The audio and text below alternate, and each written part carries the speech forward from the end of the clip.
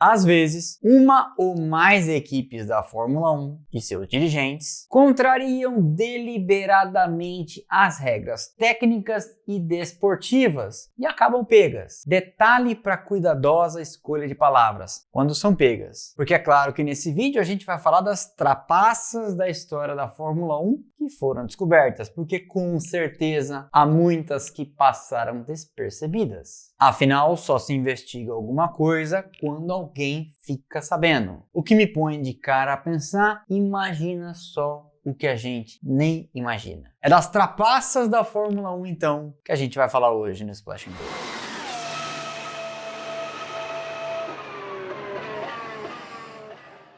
Nós não vamos falar hoje de acidentes propositais ou de equipes que souberam explorar zonas cinzentas do regulamento. Falamos disso, por exemplo, no episódio 1 da série Engenhocas, e nesse ano eu ainda gravarei o 2, o 3 e o inédito 4. Link para o número 1 aqui embaixo na descrição. Porque a tal da zona cinzenta no mundo civilizado é aquele lugar onde a norma ainda não decidiu. E tudo que não é proibido, a gente sempre diz aqui, é permitido. Ainda que possa eventualmente contrariar o chamado espírito da norma, mas como bem diria Adrian Newey, não há uma norma dizendo o que quer o espírito da norma. O nosso papo aqui hoje passará por ocasiões em que pilotos e equipes decidiram deliberadamente contrariar o regulamento técnico, desportivo ou os dois. E a primeira delas é...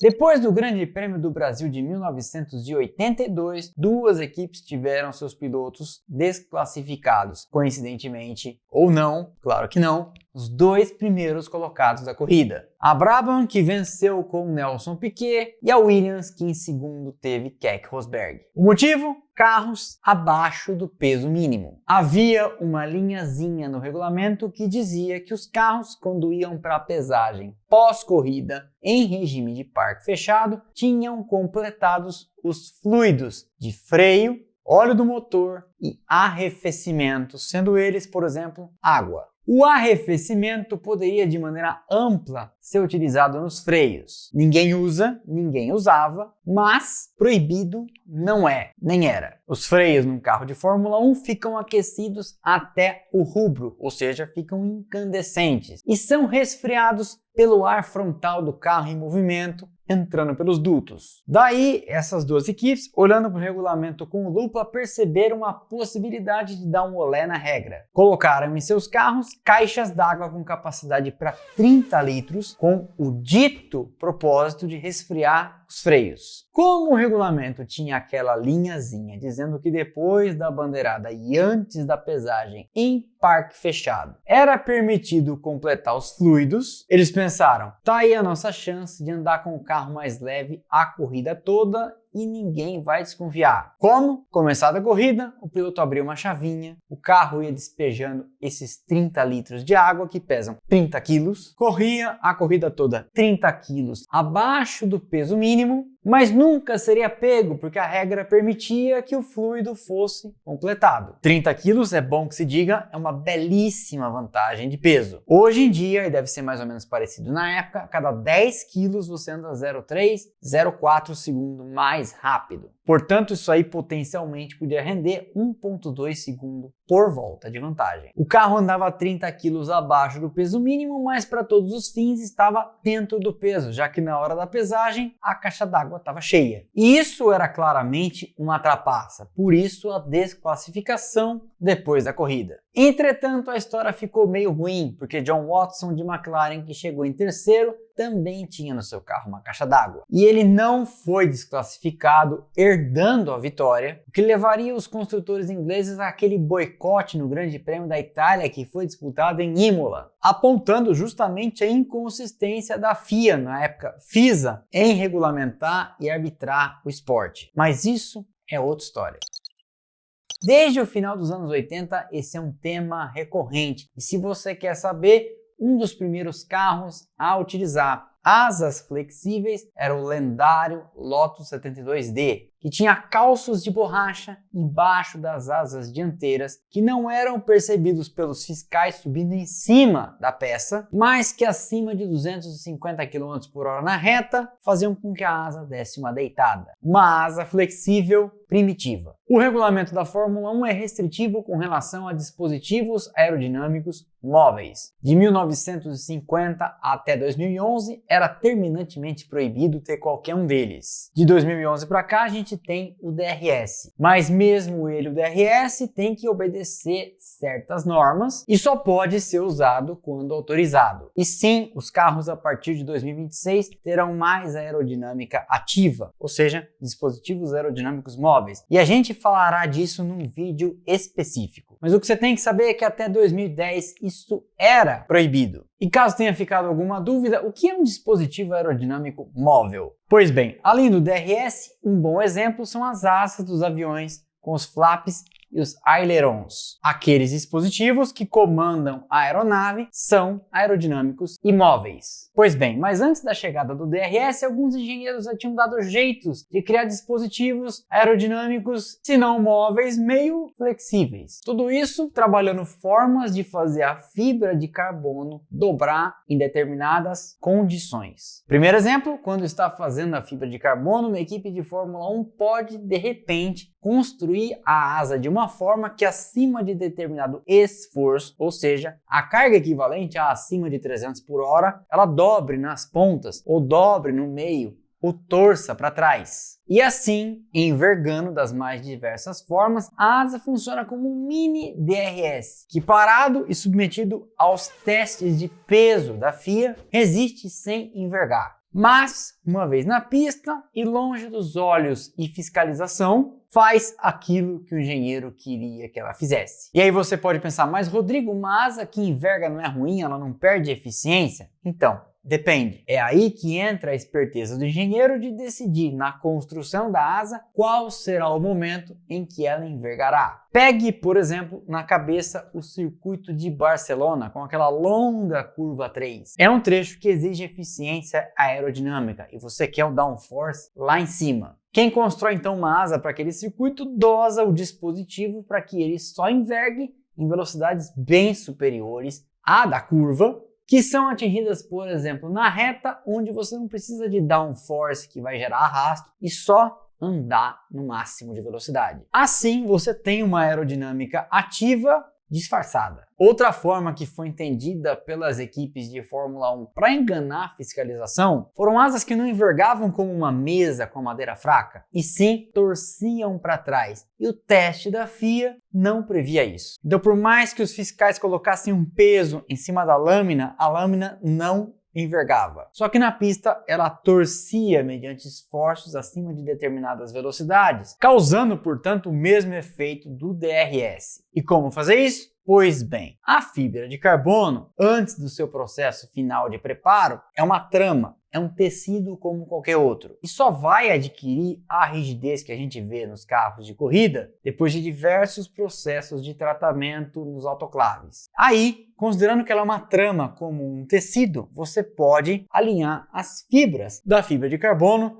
da maneira que entender melhor, possibilitando então explorar suas capacidades de envergar de forma criativa e que te favoreça. Frequentemente, quase todo ano, a gente vê uma equipe apontando o dedo para outra e dizendo: estava assistindo as câmeras on-board e percebi que sua asa dianteira está flexionando, torcendo, abaixando e etc. Os exemplos são vários. E como nos casos de antidoping, o órgão fiscalizador está sempre correndo atrás, tentando pegar no pulo quem está fazendo alguma coisa errada. Mas só vai conseguir fazer isso apropriadamente depois que indícios aparecerem. No caso da Fórmula 1, as imagens.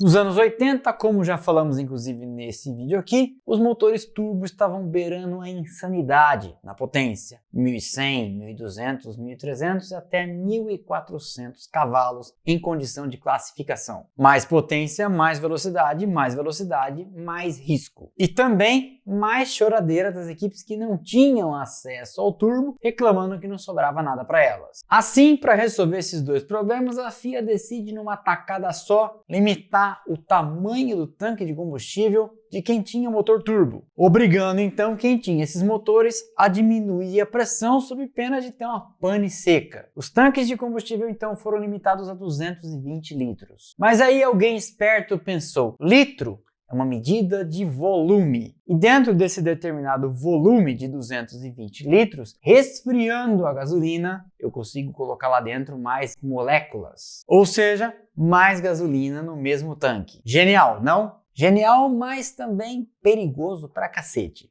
Porque a gasolina era injetada no tanque de combustível dos carros a menos 30 graus Celsius. Carros de corrida são máquinas quentes, então a gasolina esquentava depressa. Então a recomendação das equipes era que os pilotos descessem a bota no começo da corrida para que o combustível baixasse mais rapidamente no tanque, evitando que o receptáculo explodisse com a gasolina expandindo lá dentro. Já que a menos 30 graus Celsius, as moléculas estavam, vamos dizer assim, encolhidinhas e esquentando elas iam expandindo, e isso podia levar o tanque a um ponto de ruptura. E aí a federação ficou sabendo e ameaçou desclassificar, obviamente, todo mundo. E fazia todo sentido, porque essa manobra afrontava a regra em 2 pontos. Porque limitar o tamanho dos tanques de combustível era justamente uma manobra para diminuir a velocidade, em prol da segurança. E ao contrário disso, os malucos estavam indo para a pista justamente com a expressa instrução de descer o cacete no começo, para evitar que os tanques de combustível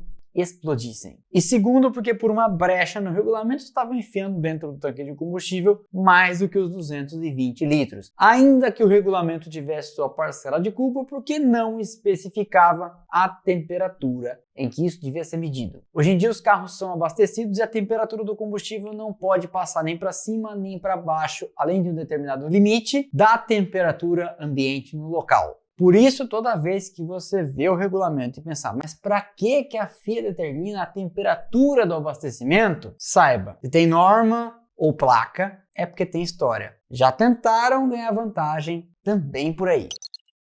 Em 1994, o reabastecimento voltou para a Fórmula 1. A categoria andava preocupada com o crescimento da popularidade da Indy nos Estados Unidos e mundo afora, e resolveu copiar de lá algumas coisas que movimentavam bastante as corridas americanas. Em 93 veio o Safety Car e em 94 voltamos então a ver a possibilidade de estratégias envolvendo combustível na Fórmula 1. Proibido desde 1983, a ideia era apimentar a disputa com maior variância. E logo na primeira corrida com o reabastecimento de volta no Grande Prêmio do Brasil de 1994, Senna e Schumacher vinham em primeiro e segundo. O brasileiro parou, o alemão também, o alemão saiu na frente. De imediato todo mundo pensou, ó, Benetton reabasteceu com menos gasolina porque usa um motor V8, a Williams V10, então eles fizeram o mesmo trecho com menos combustível. Até faria sentido. Mas com o avançar do campeonato, coisas esquisitas foram acontecendo e começou a crescer a suspeita de que a Benetton estava fazendo alguma coisa esquisita no reabastecimento. Mas o quê? Não havia nada de anormal, as bombas de reabastecimento eram padrão,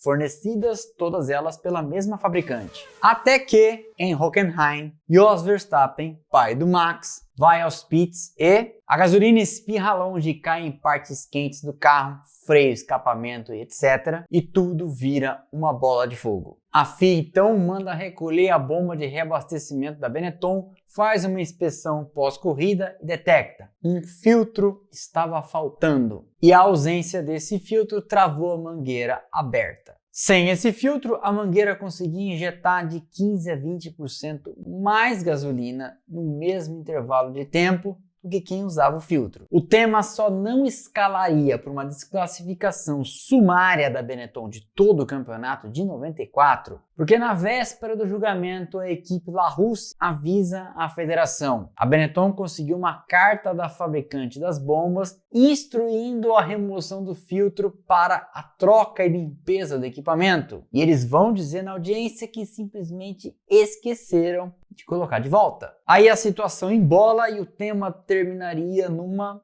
multa. Nos anos 90, algumas equipes de Fórmula 1 foram pegas num engenhoso esquema de produzir largadas perfeitas para seus pilotos. Basicamente, um dispositivo emitia um bip sonoro exatamente 0,2 de segundo antes das luzes se apagarem. E aí você pode estar se perguntando, mas como saber a hora da largada? Pois é, descobriram um jeito. Ao longo do tempo, alguém atento e perspicaz observou que em todas as largadas, antes das luzes se apagarem, exatamente um determinado tempo antes, um bip sonoro aparecia. Esse bip era um sinal de rádio do diretor de prova comandando as luzes do semáforo. E era sempre o mesmo intervalo. Apertava o botão, vinha o bip. X segundos depois, toda vez os mesmos X segundos, apagavam-se as luzes. Daí pra frente ficou fácil. Se o ser humano leva 0,2 ou 0,2 de segundo para reagir, a gente programa um bip para pulsar no ouvido do piloto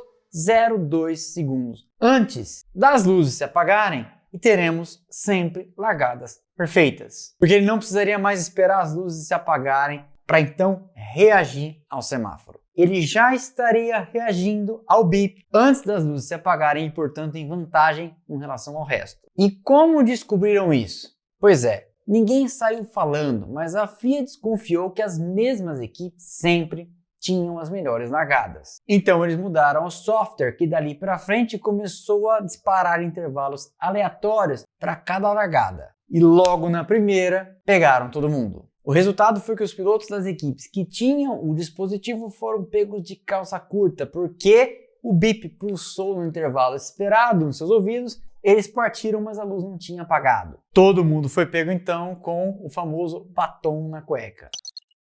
Essa, é claro, conhecida dos brasileiros, é possivelmente a maior trapaça da história. Em 2008, Nelsinho Piquet era piloto da equipe Renault, tinha como companheiro de equipe o espanhol Fernando Alonso e os dois como chefe o italiano Flavio Briatore. Quando então, no Grande Prêmio de Singapura, a primeira corrida noturna da história da Fórmula 1, Nelsinho foi instruído a bater seu carro de propósito em determinada curva e determinada volta da corrida. Determinada curva onde não havia uma grua para remoção do carro e que necessariamente, portanto, causaria um safety car. Sob safety car, todo mundo entraria nos boxes e seu companheiro de equipe ficaria na pista, herdando a liderança. Ele que, para surpresa e admiração de todos, tinha feito um pit stop estranho voltas antes, onde calçou pneus duros e encheu o tanque até o limite para chegar ao final da corrida. Resultado, numa pista difícil de ultrapassar, vitória de Fernando Alonso. O escândalo resultaria no banimento de Flavio Briatore para sempre do paddock da Fórmula 1, depois isso mudaria na justiça, e de Pat Symonds por 5 anos. O vexame também fez a Renault repensar sua permanência na Fórmula 1 diante de uma crise econômica global. E a Renault, você sabe, sai e entra da Fórmula 1 igual a Honda, conforme a direção do vento.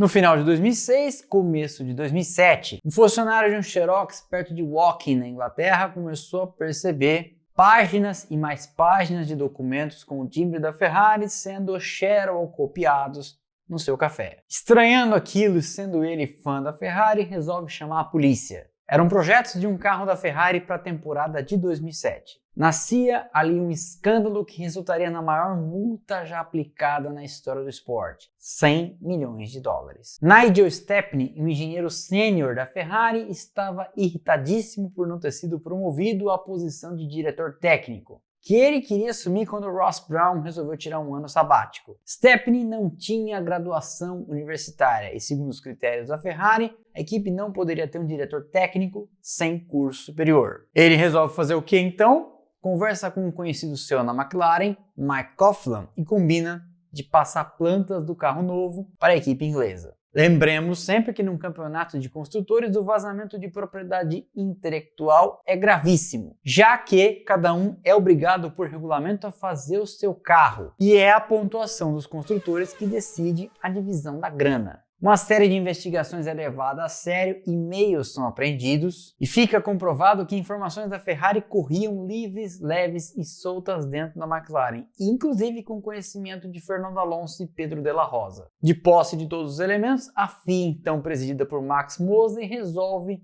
encurralar de vez a McLaren. Temendo um vexame cada vez maior e sofrendo pressão da Mercedes, dona de metade da equipe, Ron Dennis topa um acordo sem reclamar. A equipe é excluída do Campeonato de Construtores de 2007, os pilotos mantêm seus pontos e essa multa milionária é aplicada. Perguntado, Alonso sempre disse que não sabia de nada. E detalhe sórdido, no meio das investigações, a FIA descobriu que a Renault de Flávio Briatore também tinha tido acesso a algumas informações. Mas o time escapou de uma punição porque, segundo a FIA, havia falhas grosseiras de entendimento das plantas do carro da Ferrari, que significaram que a Renault não teve nenhuma vantagem técnica. Eu não sei o que é mais feio, ser pego bisbilhotando o carro do coleguinha ou ser chamado de incompetente porque viu as plantas do negócio e fez tudo errado.